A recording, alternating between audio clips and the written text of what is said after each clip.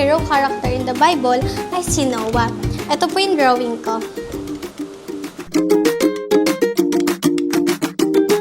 Si Noah po yung napili kong hero character in the Bible kasi po may katangian siyang puso sa mga tao.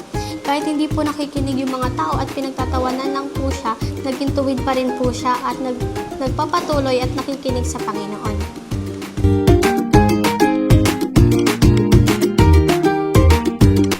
Ang paborito ko pong kwento ay yung pinagutos po ng Diyos kay Noah na gumawa ng arko. Sumunod po si Noah sa utos ng Diyos at dumating na po ang malaking baha, iniligtas po sila ng Diyos sa loob ng arko.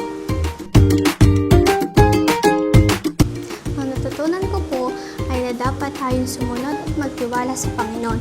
Kahit mahirap po hindi natin naiintindihan ang mga utos ng Panginoon, katulad ni Noah, nagpatuloy pa rin po siya at naging tapat sa Panginoon.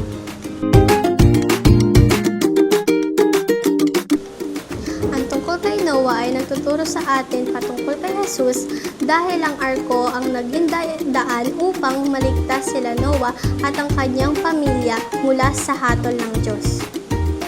Ikaw, sino ang paborito mong Bible hero character? At bakit? Salamat sa panonood. Bye-bye!